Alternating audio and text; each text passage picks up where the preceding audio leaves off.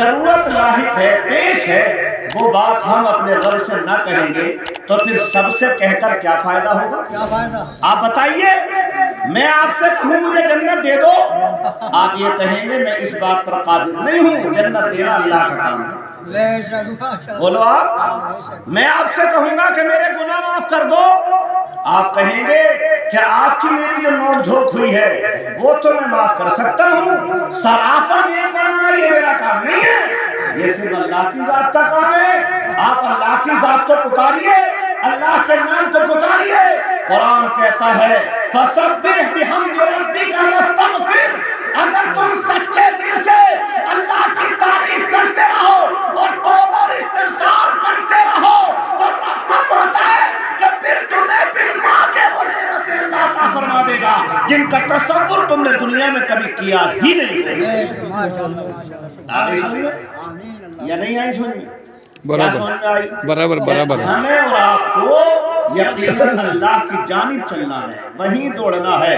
قرآن کہتا ہے وَسَارِعُوا إِلَىٰ مَغْفِرَةٍ مِّن رَّبِّكُمْ، آیا لفظ پہلے اپنے رب کی جانب دوڑو، اپنے گناہوں سے معافی طلب کرو، اپنی عاجزی، اپنی بے بسی، اپنے گناہ، اپنی نافرمانیاں اپنے رب کی جانب رکھو، اور جب تم رکھو گے تو اللہ جب بھی جانتا ہے، اور آپ نہیں رکھو گے اللہ جب بھی جانتا ہے۔ کیا بات ہے حضرت، زندہ باد زندہ باد۔ کہتا ہے ان اللہ علیم بذات الصدور، اللہ تو اس بات پر قادر ہے جو بات دل میں چھپی ہے اللہ اسے جانتا ہے۔ کیا بات ہے۔ ان اللہ خبیر بما تعملون، دن کے اجالے یا رات کے اندھیرے جو آپ کر رہے ہو اللہ اسے جانتا ہے۔ ان اللہ سمیع علیم، اللہ سننے والا بھی ہے، اللہ جاننے والا بھی ہے۔ قرآن کہتا ہے ان اللہ علی کل شیء قدیر، اللہ ہر ممکن شے پر قادر بھی ہے۔ زندہ باد۔ ارے بھئی یہ دھوپ نکالنا کس کا کام ہے؟ اور جمعے کے دن اتنی ٹھنڈ ڈالنا یہ کس کا کام ہے؟ جمعے کے دن خاص کر پڑتی ہے، مسلمانوں کا امتحان ہوتا ہے کون سا پاک ناپاک نہائے گا اور کون سا آئے گا مسجد میں۔ بات آ رہی ہے سننے نہیں؟ تو یہ بتاؤ کہ گناہ رکھو یا مت رکھو، اللہ جانتا ہے نا؟ جلدی بولو، اللہ جانتا ہے ہم کب جئیں گے کب مریں گے، اللہ جانتا ہے کہاں تک جئیں گے کہاں مریں گے، اللہ جانتا ہے کس جگہ دفن ہوں گے، اللہ جانتا ہے۔ آ رہی ہے سمجھ میں؟ جب سب کچھ اللہ جانتا ہے تو بندے کو یہ جان لینا چاہیے کہ جن لوگوں کی خوشامد یہ کرتا پھر رہا ہے یہ اس کا مستقبل نہیں ہے، اس کی مستقبل کی بات یہ ہے کہ ساری دنیا سے اپنے رابطے کم کر کے اللہ کی جانب آئے، اپنی بات اپنے رب سے رکھے۔ میں آپ سے رکھوں گا میں غریب ہوں، آپ میرا مذاق اڑائیں گے، میں آپ سے کچھ کہوں گا آپ جو ہے اس بات کو دوسروں کی جانب پھیلا دیں گے، لیکن تنہائی میں جب آپ اپنے رب سے رکھیں گے تو یہ بندے اور رب کے درمیان کی بات ہوگی، جسے سب نہیں جانتے اسے بھی رب جانتا ہے۔